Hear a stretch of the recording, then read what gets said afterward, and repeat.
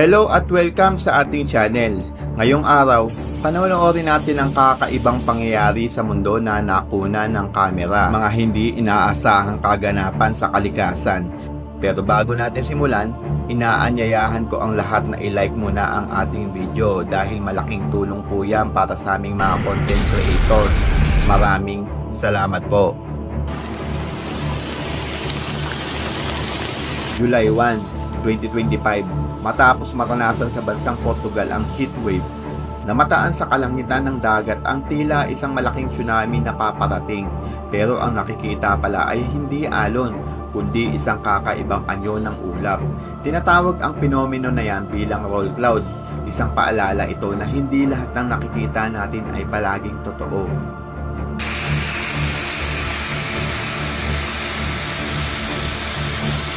Kada taon, milyon-milyong turista ang dumadayo sa Yosemite National Park sa California.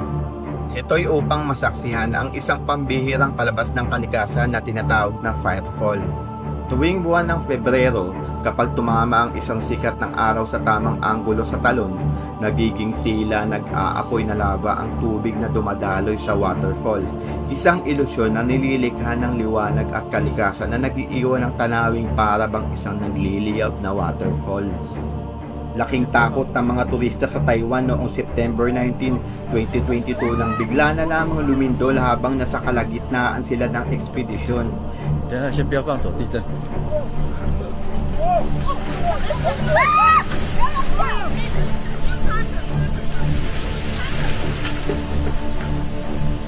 Kitang-kita sa video kung gaano kabayolente ang paggalaw ng buong kagubatan.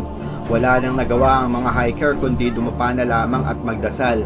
Base sa mga seismologists, ang lindol na yumanig sa kagubatan ng Taiwan noong araw na yun ay may magnitude level na 6.8. May mga bagay talaga sa mundo na mahirap ipaliwanag. Tulad na lang ng batong to na nagbubuga ng tubig, tinatawag itong fountain rock.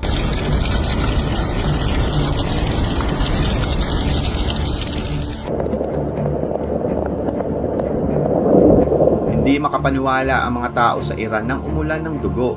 Ang kakaibang pinomeno na ito ay tinatawag na blood rain. Pero huwag kayong mag-alala, isa lamang itong ilusyon ng kalikasan. Nangyayari ito dahil sa kakaibang uri ng lupa sa Hormuz Island ng bansang Iran. Ang lupa dito ay mayaman sa iron oxide, isang volcanic mineral na kulay pula. Kapag nahalo ito sa tubig ulan, lumilikha ito ng impresyon at tila dugo ang dumadaloy sa mga daan at sapa. Hindi ito edited at lalong hindi rin gawa ng AI. Ang nakikita niyong pink beach ay tunay na tanawin at matatagpuan ito sa Dalian, Liaoning Province of China. Isang pambihirang obra ng kalikasan na nag-iiwan ng tanawing tunay na kahanga-hanga na para bang galing sa isang fairy tale. Ang pinomena na to ay tinatawag bilang tree steaming. Nangyayari ito pag ang araw sa umaga ay direktang tumama sa puno na may yelo. Nagkukos ito upang mag-usok ang puno. Speaking of steaming, alam mo ba na nangyayari din ito sa katawan ng tao? Nangyayari ito kapag mabilis ang evaporation ng pawis sa malamig na paligid. Lumalabas ang init ng katawan sa malamig na lugar kaya umuusok. Tinatawag ito bilang condensation. Ang body steaming ay hindi masama sa kalusugan ng tao. Bagkus, senyales ito na malusog ang pangangatawan ng individual. Parang mga batang nagtampisaw sa dagat ang mga taga Cape Town, South Africa nang maranasan nila ang kakaibang pangyayari na tinatawag na sea foam phenomena. Ayon sa mga eksperto, ang mga bula ay nabubuo dahil sa mataas na level ng surfactant molecule sa tubig dagat. Kapag malakas ang hangin at hampas ng alon sa dalampasigan, nai-stimulate ang mga kemikal na ito at nagiging napakaraming bula na para bang dagat ng sabon. Bagamat medyo malansa ang amoy ng foam, tinitiis na lang ito ng mga tao kapalit ng kasiyahan at kakaibang karanasan. That's like 10 feet.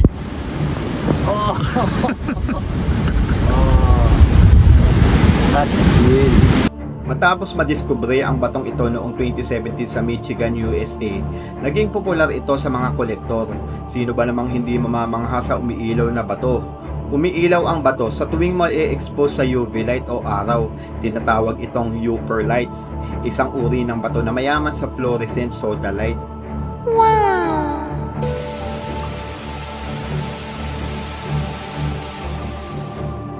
Alam mo ba na ang malaparaisong lugar na to ay matatagpuan lamang sa Asia? Kilala sa Vietnam ang falls sa tawag na Ban Gioc Falls. Sa panig ng China, tinatawag nila itong Det Yan Falls. Isa ito sa pinakamalaking talon sa buong Asia. Ayon sa mga lokal, ang talon na ito ay isang regalo mula sa langit. Madalas itong tawaging Niagara Falls of Asia, kaya't hindi katakataka na napabilang ito sa UNESCO tentative list para sa hinaharap na pagkilala. Ang entrance fee sa Ban Gioc Falls ay nagkakahalaga lamang ng $3 o kulang-kulang 200 pesos. Sa maliit na halaga, pwede ka nang sumakay sa balsang kawayan habang kumakain sa tabi ng talon. At oo, shared tourism site ito ng Vietnam at China. Papalamang ba naman ng China? Kahit nasa mismong border ito ng Vietnam, pareho silang nakikinabang sa kinikita ng pasyalan. Sa bilis ng kanilang dive, para silang mga bala na tumatama sa tubig.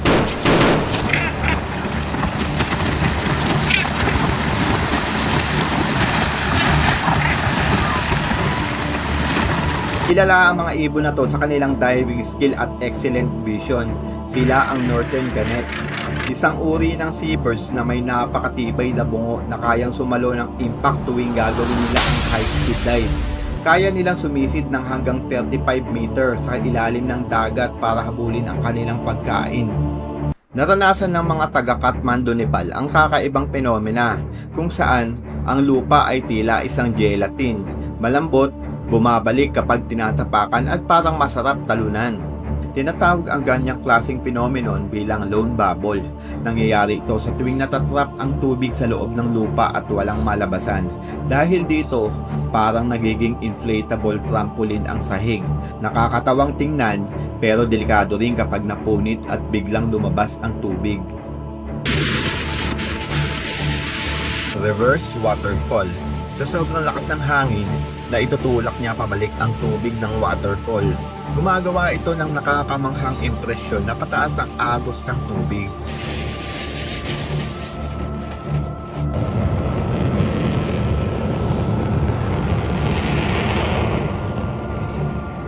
Kakaiba ang trip ng isang babae sa Indonesia. Inakyat niya mismo ang isang bulkan na nagbabadyang sumabog. Ang bulkan na ito ay ang Mount Dukono, isa sa pinakaaktibong bulkan sa bansang Indonesia. Bagamat delikado, alam ng babae ang kanyang ginagawa dahil ang pagbuga ng usok sa lugar na ito ay hindi na bago. Sa katunayan, ang Mount Dukono ay tuloy-tuloy na nag-aalboroto mula pa noong 1933. Hanggang ngayon, hindi pa rin tumitigil. Kaya naman ang usok na ibinubuga ng bulkan ay bahagi na ng pang-araw-araw na realidad ng mga residente.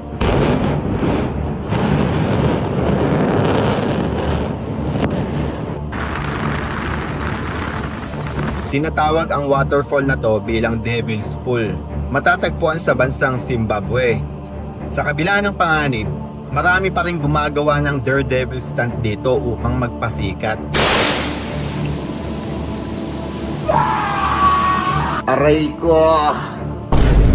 Nangilabot ang mga residente sa Australia na makita nila sa pantalan ang isang napakalaking sapot ng gagamba na bumalot sa buong lugar. Ayon sa mga eksperto, ang kakaibang fenomeno na ito ay tinatawag na ballooning o sheet webbing. Nangyayari ito kapag ang milyon-milyong gagamba ay nagsanib pwersa para sa kanilang survival. Naglalabas sila ng kanilang mga sapot para mas mabilis silang makarating sa mas mataas na lugar upang makatakas sa tumataas na tubig dulot ng pagbaha. Isa itong kamangha-manghang halimbawa ng survival tactics ng mga gagamba. Isang patunay na kahit mga insekto lang sila, taglay nila ang likas na katalinuhan ng kalikasan. Naranasan nyo na ba ang ganitong klase ng ulan? Alam nyo ba na may dalawang uri ng fenomeno na ito? Una, ang downburst. Ito ay parang isang malaking tipak ng ulan na bigla na lang bumabagsak sa isang bahagi ng lugar. Para bang may giant water bucket na binuhos mula sa langit. Pangalawa, ang microburst. Ito naman ay mas malawak, parang sabay-sabay na pagbuhos ng ulan sa iisang lugar na kadalasang mas malakas at mas mapanganib. Ang downburst ay nangyayari dahil sa sobrang lakas ng hangin sa itaas ng ulap. Itinutulak nito ang ulan pababa ng buong puwersa, kaya bigla itong bumabagsak na parang isang higanting alon mula sa langit.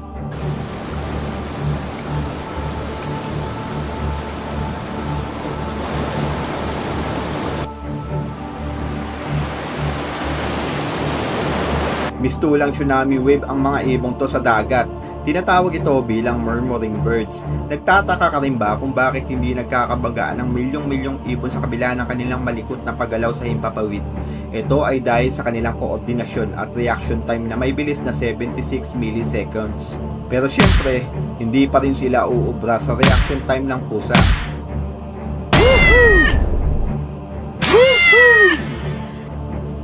Alam na ng balyena na maraming naghihintay sa kanyang palabas. Kaya naman, ito ang ginawa niya.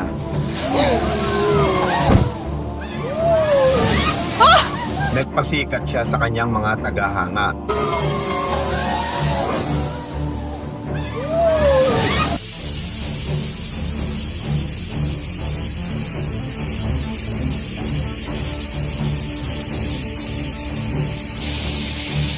Ang very satisfying fenomeno na to ay tinatawag bilang ice tsunami. Nangyayari ito dahil sa malakas na hangin na nagtutulak sa yelo papuntang pantalan.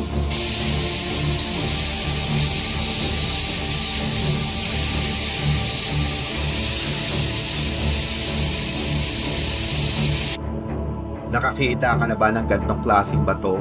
Tinatawag ito bilang glass rock. Noong araw, pinaniniwalaan na ang glass rock ay naghahatid ng swerte, kaya kinukolekta ito ng mga mayayaman dati. Green sea turtles ang pinakamalaking lahi ng pagong sa buong mundo. Herbivore sila, meaning mga damo at lumot lang ang kinakain nila. Gayunpaman, patuloy pa rin silang lumalaki. Unpredictable ang mga natural disaster, kaya kailangan lagi kang alisto sa paligid.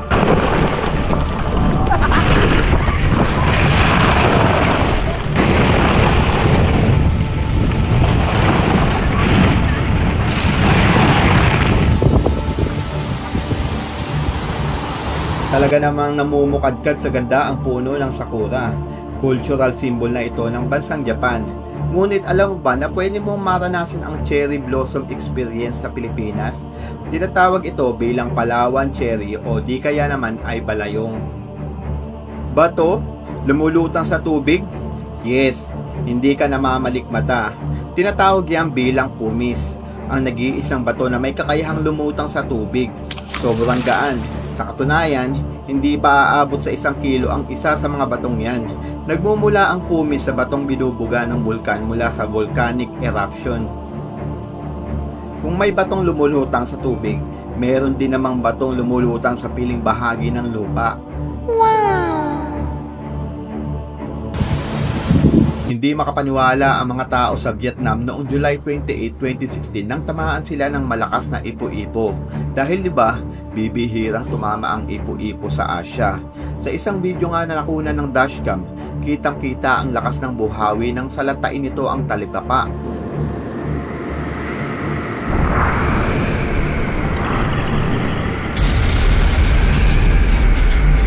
Sa totoo lang mababa talaga ang bilang ng nasasawi dahil sa buhawi. Base sa datos ng World Meteorological Organization, nasa humigit kumulang 1,000 katao lang ang namamatay kada taon sa buong mundo dahil dito. Ang pinakadelikadong bahagi ng isang buhawi ay hindi lang ang hangin mismo, kundi ang mga debris, mga bagay na tinatalsik at binabato nito sa paligid na parang bala ng shotgun na lumilipad sa paligid ng ipo-ipo.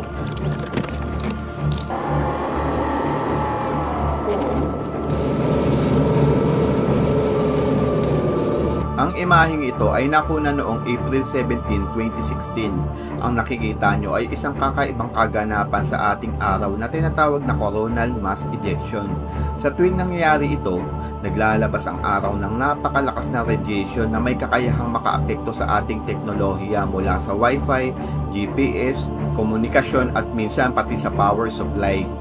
Nagkakaroon ng coronal mass ejection kapag naiipon ang sobrang magnetic energy sa isang bahagi ng araw.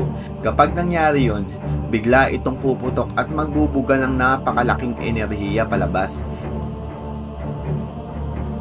Pagdating sa iba't ibang klase ng mga buhawi, ito ang final boss. Tinatawag ang gantong klaseng ipo-ipo bilang supercell, ang pinakamalaking buhawi na kinakatakutan ng lahat. Kaya niyang wasakin ang anumang madaanan niya. Ang kahangahangang waterfall na to ay matatagpuan sa Iceland. Makikita sa likurang bahagi ang mala-realistic na lava ng bulkan. Kung nakapunta ka na ng Sagada, I'm sure naranasan mo na rin to na halos abot kamay mo na ang mga ulap.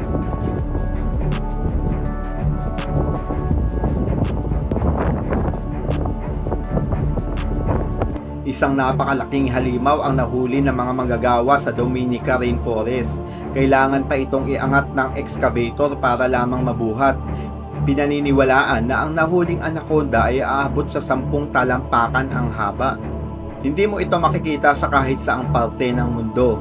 Ang video na to ay mula sa NASA Curiosity rover. Ito ang pinakamalinaw na imahe ng Mars na nakuna ng kamera noong August 5, 2012. Ang kakaibang bahaghari na ito ay tinatawag na glow ray phenomenon, isang bilog na rainbow na hindi basta-basta nakikita. Madalas itong lumilitaw kapag nasa mataas kang lugar tulad ng bundok o eroplano. Ang glow ray phenomenon ay malamistikong kaganapan sa kalikasan na talaga namang kahanga-hanga. Very magical ang eksperimentong ito, kung saan makikita ang mula na unti-unting nagyayelo.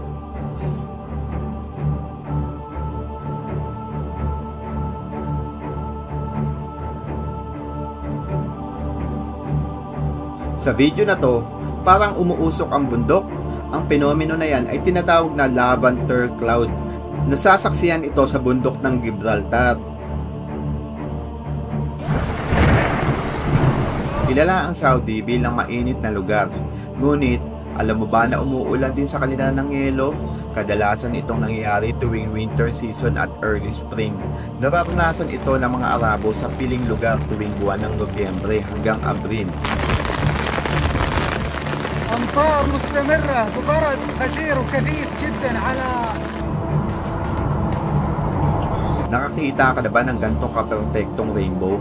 Namataan ito sa Japan noong April 14, 2025. Kilala ang nilalang na to bilang sea ammoni. Kung tawagin sa Tagalog ay bulaklak dagat.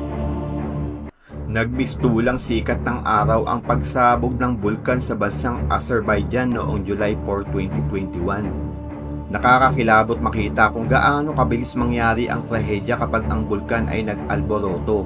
Nangyari ito noong November 11, 2024 sa bansang Colombia. Speaking of Colombia, alam nyo ba na ang pinakamadugong mud volcano eruption ay nangyari din sa Colombia noong November 13, 1985. Kilala ang sakuna bilang Armero Lahar. Kinasawi ito ng mahigit 25,000 katao. Kung pamilyar kayo sa viral na larawang to, isa yan sa sanhi ng pinakamasalimuot na natural disaster sa kasaysayan ng mundo. Ang perpektong bilog na yan ay kakaibang pinomeno na nangyayari sa malalamig na lugar. Kilala ang pinomeno sa tawag na ice pancakes. Walang special effects sa video na to. Ang ganyang klaseng phenomenon kung saan naging kulay berde ang kalangitan ay indikasyon na may malakas na bagyong paparating. Kadalasan ang bagyo ay may kasamang malakas na ipo-ipo.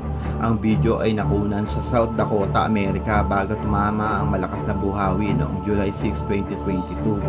Nakakita ka na ba ng kidlat na galing sa lupa?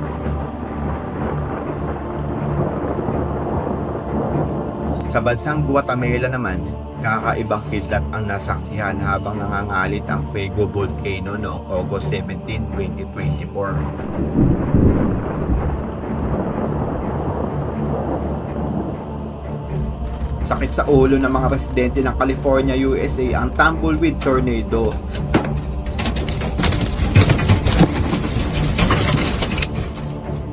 Paano mo nga naman lilinisin yan kung pati pinto naharangan na?